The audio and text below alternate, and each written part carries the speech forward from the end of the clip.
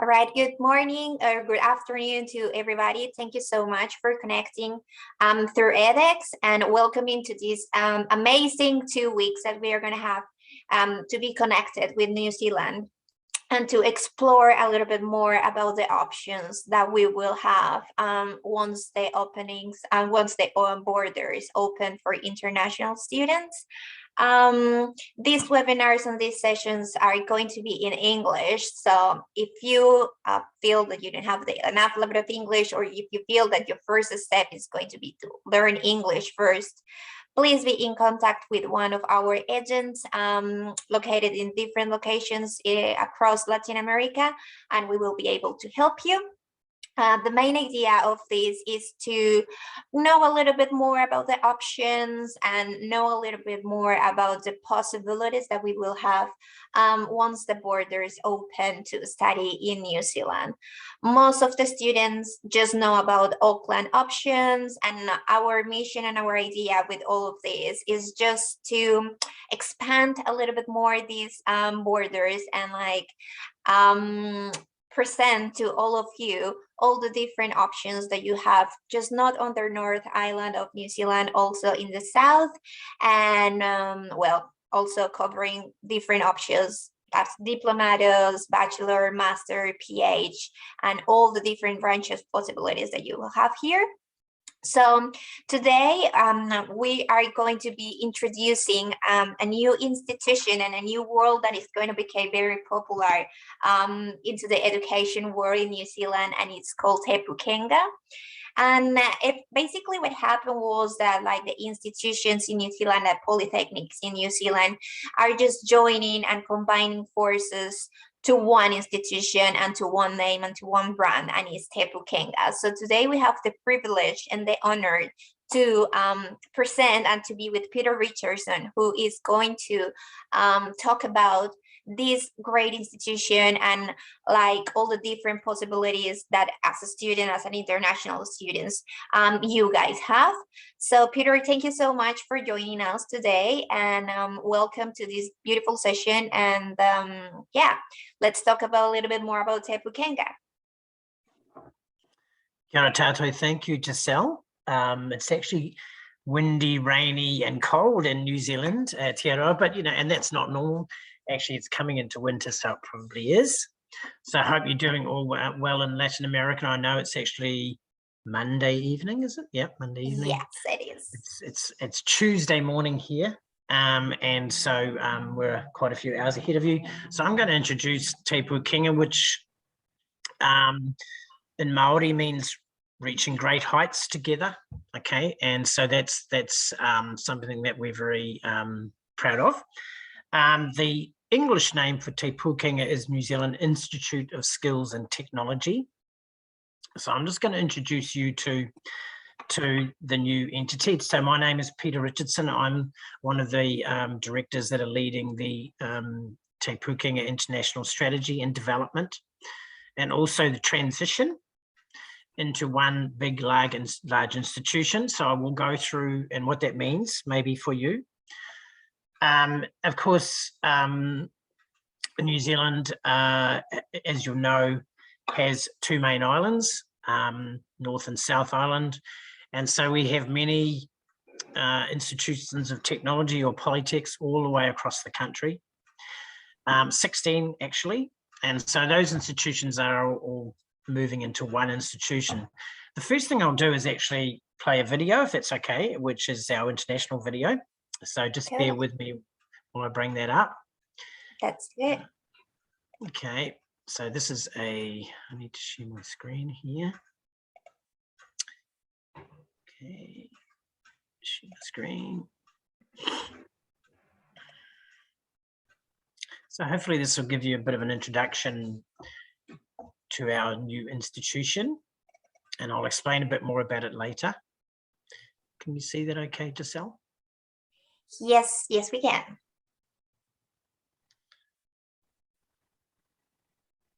If it's too loud, please no.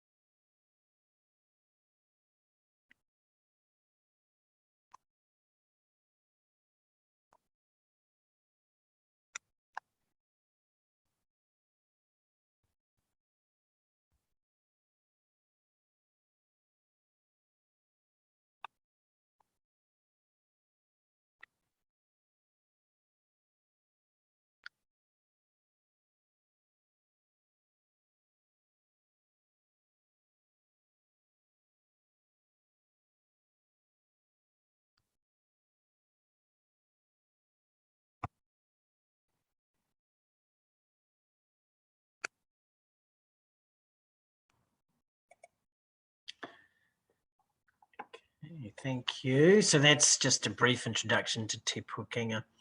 I'm going to run now through PowerPoint, which perhaps explains a bit more. And then we might have some questions at the end. If there's no questions, I'll invent some. Lovely. So just a moment. Now I'll bring up the PowerPoint. Now, can you see that? We can see the YouTube page at the moment. Okay, I'll stop sharing and start again. That's okay. Okay.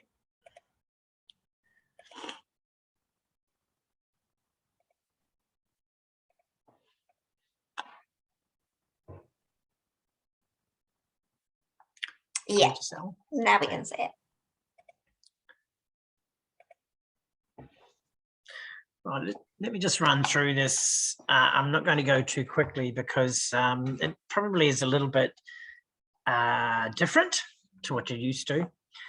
So you've seen the video about Te Pūkenga, New Zealand Institute of Skills and Technology, and essentially we're just going to have a look at it from an international perspective. And we've developed our new international education strategy, which has now been approved by Te Pūkenga Council and begins essentially from 2023. So what does that mean for 2022? Well, we'll get to that. So you've watched the video.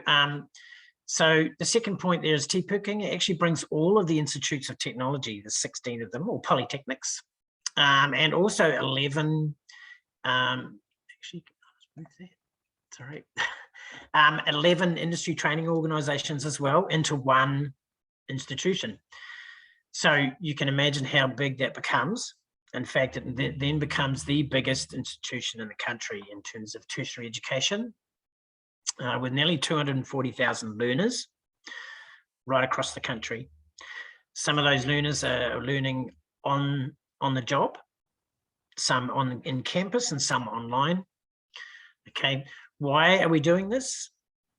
Well, the government, New Zealand government, decided it needed to change things to firstly address skill shortages and help the learner in terms of giving them more options. Okay, so that's sort of the brief of it, or review of vocational education, it was called.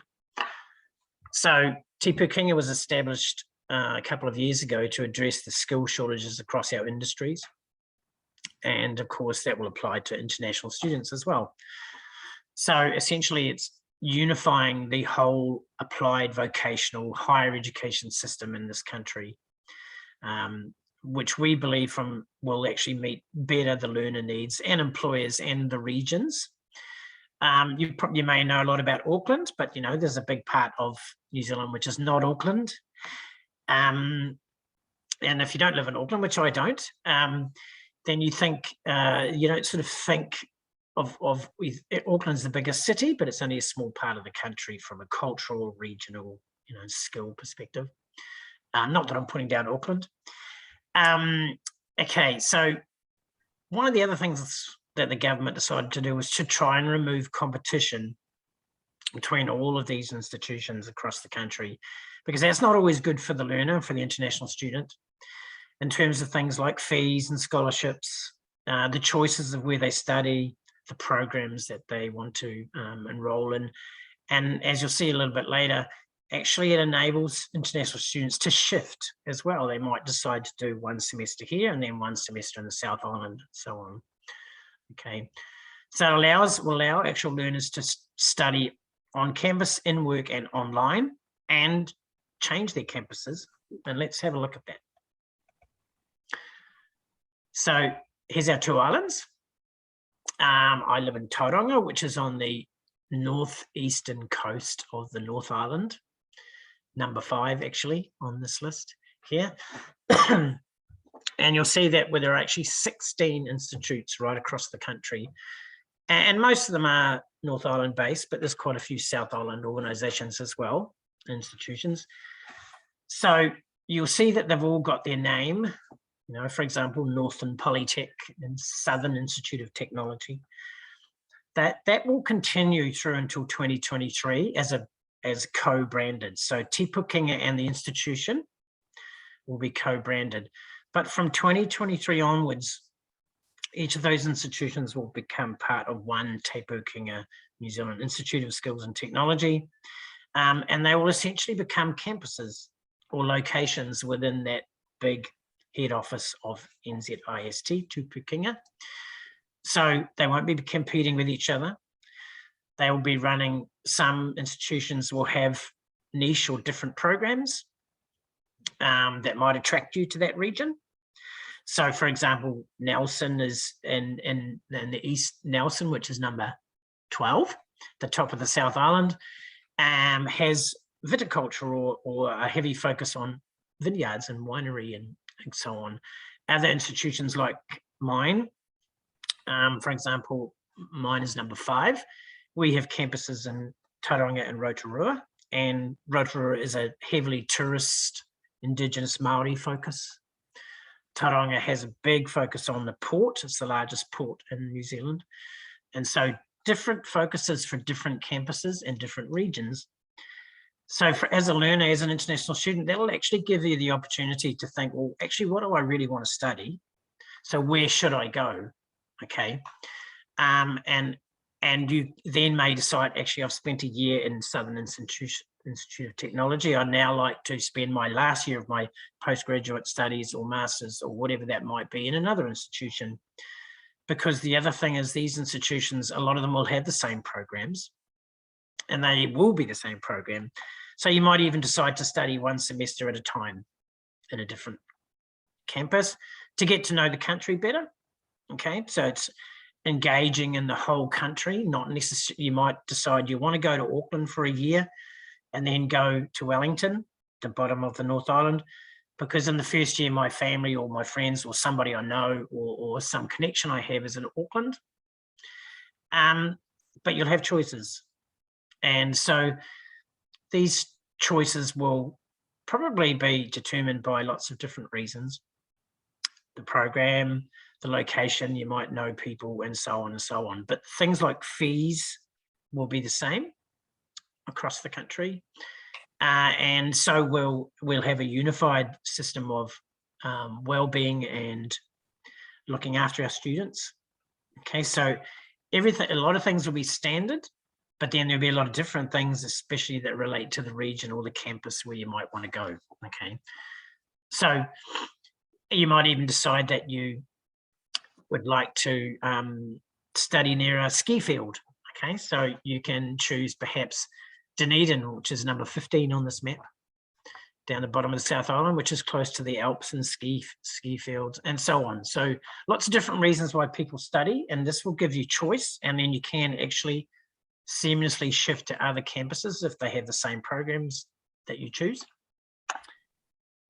Okay, so I'm just going to move on. I think that's actually really interesting, because most of our students, when they really want, and they already know what they want to study, but sometimes find the place or find the location is not like something really easy. So I think that with this new Te Pūkenga big group, the students will have this flexibility to choose the location and the destination. And also, if all of them are going to have the same fees, and if all of them are going to be like under the same taking care of everything and in the same brand, let's say, I think everything is going to be like smoother. So I think actually it's really good for us as international students. Yeah, I'd agree, Giselle, and it's not just for international students, it's domestic as well, our home students. You know, it gives them choices about where they want to go and study. And then if they change their mind, you know, they can go back to where they came from or to another institution or another campus, as we'll call it. I'll explain a little bit about how we're going to transition that, because, you know, it's hard to, such a big project is going to take time. And there are some things that will remain the same for a bit of time. We can move into that next, actually, shortly. So you'll see how big Te Pūkenga is going to be and will be. So from the 1st of January 2023, we legally all become one government-owned institution with many, many sites And of course, that means because of the size and scale of Pūkenga, it also means that we have access to a lot more industry connections, for example, internships, and of course, it'll be more centralized in terms of students' availability to get jobs and things like that. Okay, so that size and scale is going to be very important in the future for the options that international students have. The other thing, just before I move on, is that one of the main goals of Pūkenga and their international strategy is to do more in their home country with students before they come. One of the things that we've found in the past is that international students do take time to assimilate. Culturally it can be a shock. So the size and scale will enable us to actually reach to those students before they come a lot better, just to prepare them to come to the country. Okay, I'm just going to move on. So I'm not going to go into too much detail. At the end of this, I'll talk about some general things. So just from the top point there, when we talk about, this is one of our goals, Pūkenga wants to create this world-class applied and vocational higher education system in the country. Remember that applied and vocational doesn't mean level. So we're still going to be delivering postgraduate and masters in all levels of study. It's more about how we deliver it and the way we deliver it. So applied and vocational really relates to those sort of on-the-job, in-work, practical skills, and that's even applies to things like accounting. It's not things like just trade. It's also really the way we deliver things. We've found that students, and especially international students, have given us a lot of feedback about they like the practical nature of our programs. Okay, so that's very important to us. And so we are about to become bigger than all the universities in this country. And in fact, I think it's something like about the 30th largest institution in the world, as Pūkenga. I talked a bit before about more choices available for students. So we are wanting to do more studies offshore to prepare students if they want to come here, if they choose to come to New Zealand. They might decide to do, and that's something that COVID has sort of prompted, as you know, around the world. It's given us that opportunity to develop more online offshore courses to prepare students. So they might decide to do one course before they come, just to get used to the whole New Zealand way of studying. So we're planning to do a lot more of that. The other thing that we're working closely with government bodies such as Immigration New Zealand and NZQA and so on, to ensure that international students are able to do more on-the-job work while they study. It's been quite restrictive. International students have, been required for visa purposes to do face-to-face study. So we're working quite closely with Immigration New Zealand, etc., just to ensure that they can do more on-the-job study to give them that practical experience, and even some online study. The sort of traditional model of spending all your time on the campus is of course, the last couple of years been quite different. So we're trying to apply more of that to student study. Okay, I talked about lots of campuses across the country. So one of our big focuses is going to be enabling students to be more mobile about where they learn. So again, they might choose to study at different campuses or regions or cities during their time here. So that will give the students more access to different programs, different opportunities, different work opportunities, and so on, because generally once international students come to this country, they've chosen their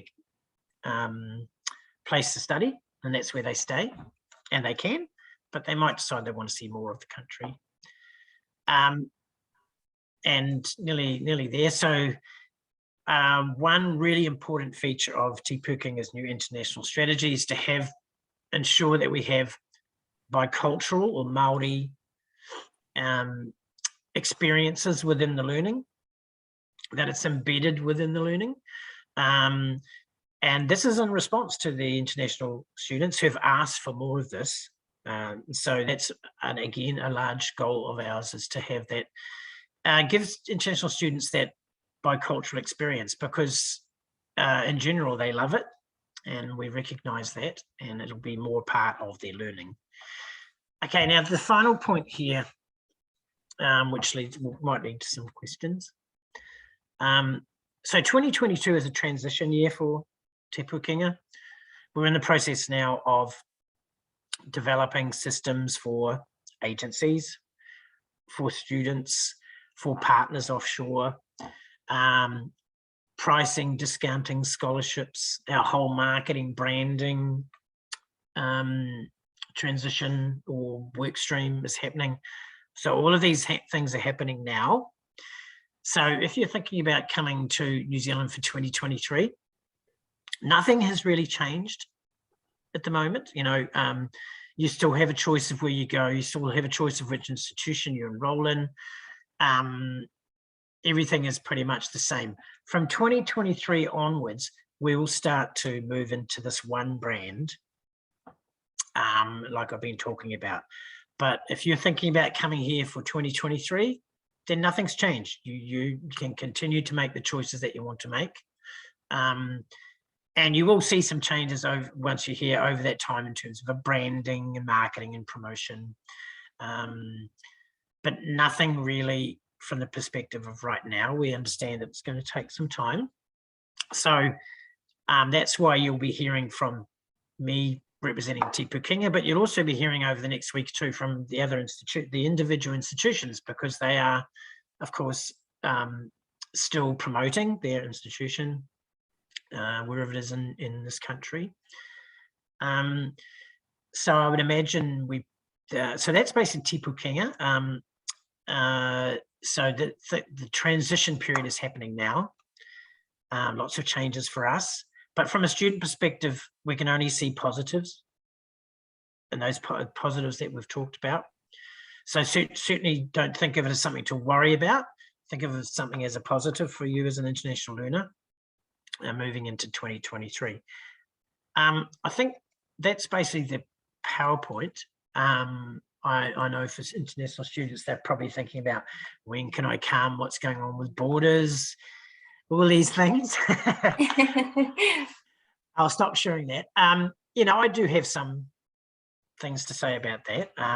Giselle, perhaps you can sort of maybe question me then, and I'll try and answer. Totally. Have we got any questions from any participants?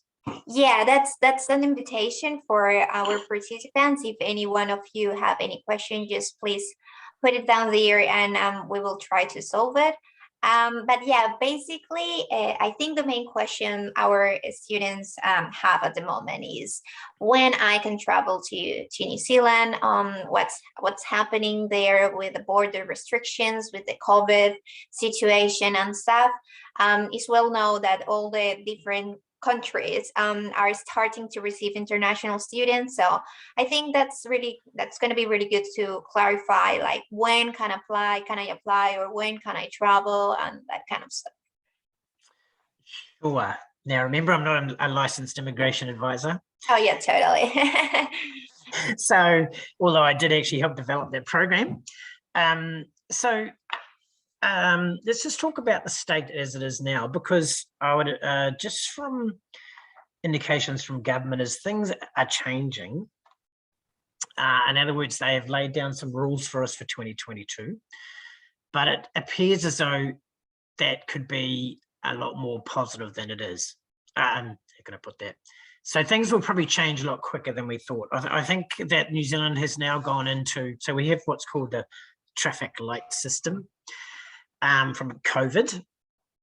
And we have been in red, which is stop.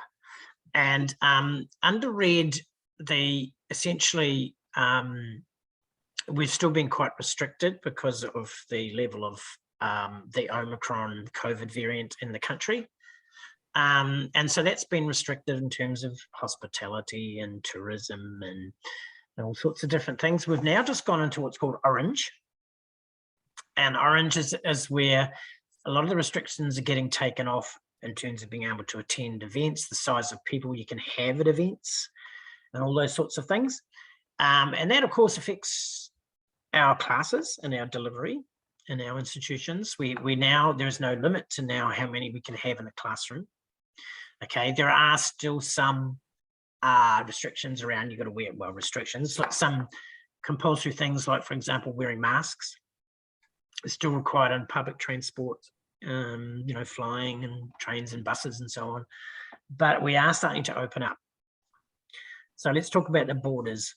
So as of, actually, maybe I'll share it with you, it might be easier. So as of just a week ago, I think it was, yeah, the New Zealand and Australia, what we call bubble, started. So now New Zealand and Australian citizens can travel between each other's country without going into any form of isolation or restriction on their arrival. They only need to have a test that shows negative for COVID before they get on the plane and when they arrive, of course. And then if they return, the same thing. Okay, so that's pretty much the first thing that's happened to open up New Zealand's borders, is that sort of two-way bubble. Now from July, I think it is, all New Zealand residents and students, New Zealand residents and citizens can come into the country from anywhere. Okay, as long as they test negative. The only time someone has to go into a managed isolation centre is if they're not vaccinated for COVID. So that's something that's, I'm not too sure what's going to happen with that in the future, but that's what it is at the moment.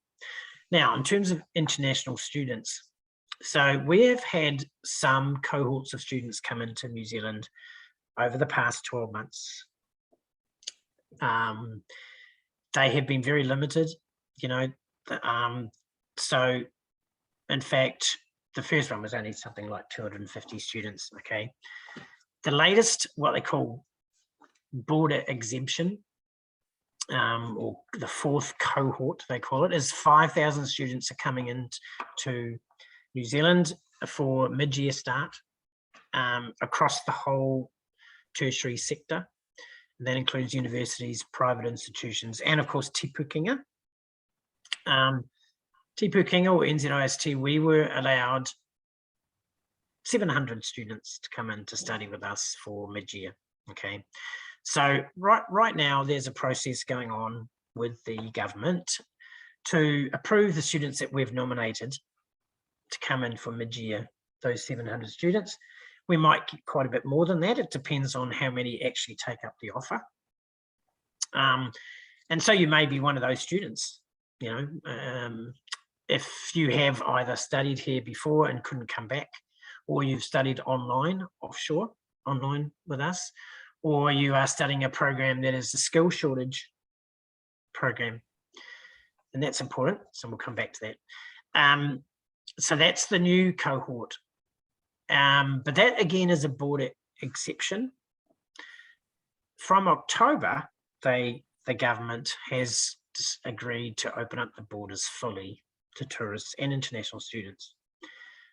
So again, though, you need to be vaccinated at the moment. But there's some practical issues with that. Okay, so I'm going to be what's called pragmatic. You can't get into the country without a visa.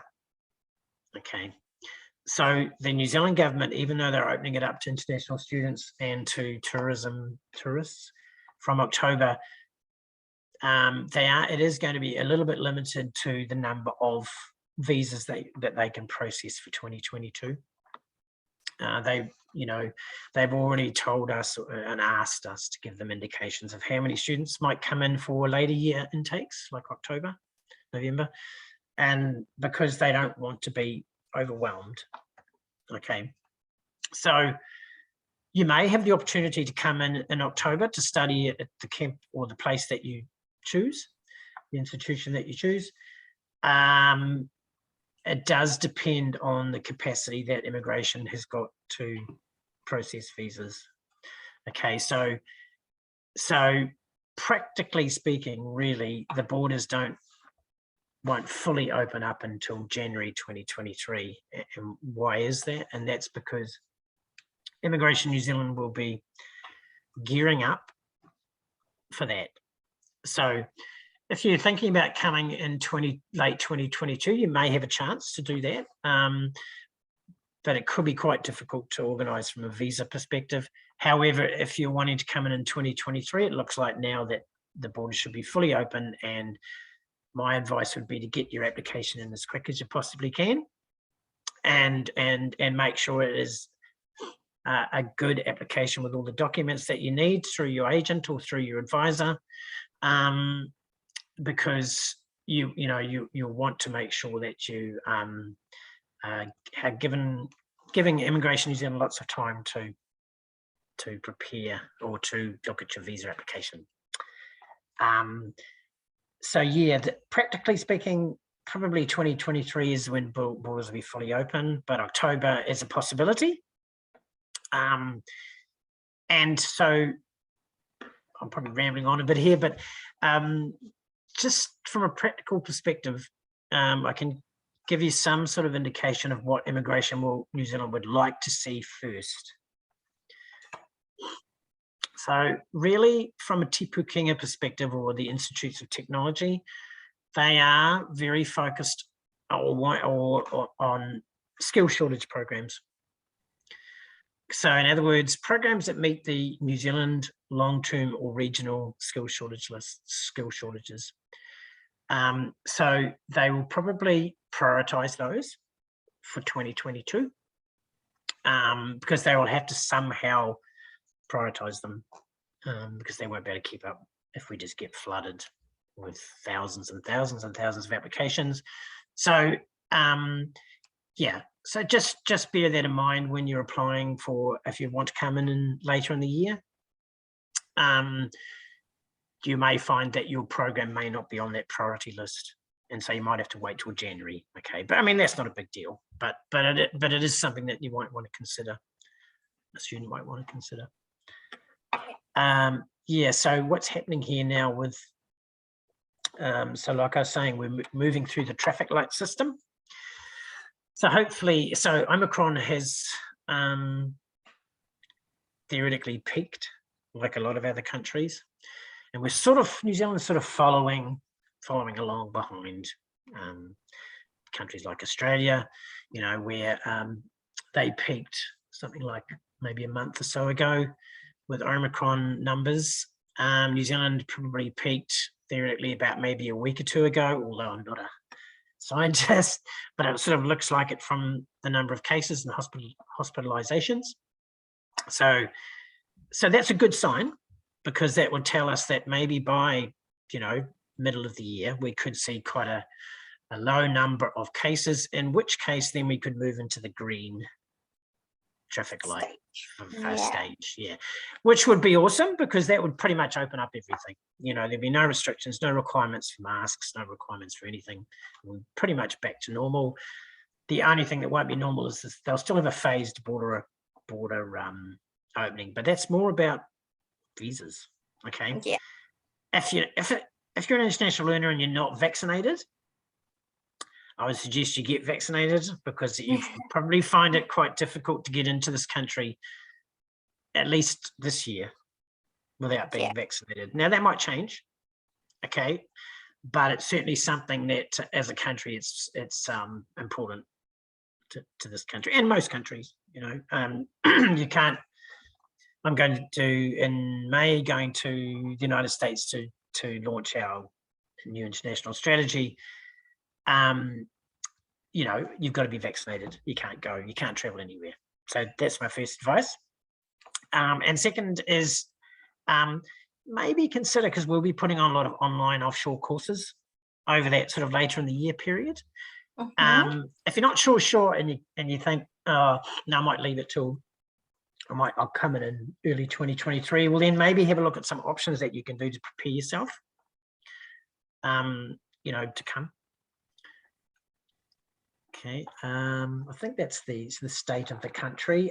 From an economics perspective, of course, you know, we have, like most of the world, we're having inflation issues at the moment.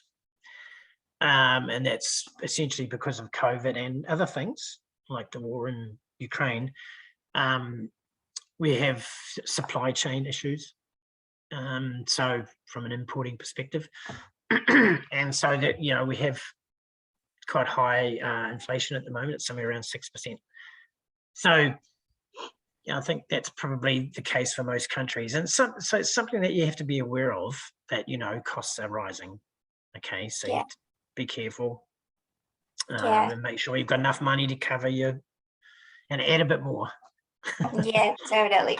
Yeah, well, I think as an international student, and even more as a Latin person living in New Zealand, like the exchange of the money is quite high. So I think that's something we consider really like as an important matter once we start planning to go outside and study internationally. But I think you, Peter, touched a really important point, and is this shorter skills that New Zealand is having at the moment. Is well known that, well, because of this border closure and because of the COVID situation, well, the no immigrants coming into the country, of course, affect a lot of the works and a lot of the industries in here. So I think that one important message for all the international students that are planning to come into New Zealand is that, yes, COVID affected, not just New Zealand, affected the whole world, but I think this is going to be a good opportunity to like start the process to be helpful with the country and also be helpful, well, for your life with the professional and the skills. So I think we need to see like the positive things of the positive side of the bad things that have been happening with COVID. And I think that's really important. And the other point that you touched that was really important too was the fact of the international students can work while they study. There, of course, are some restrictions and some limitants. You cannot work full time because, of course, if your purpose is to study of your visa, well, you have to study. But it's really important to make sure that the students understand that, yes, they will be able to work while they study, and they will be able to pay like the basic stuff like accommodation and transport and food while they are here.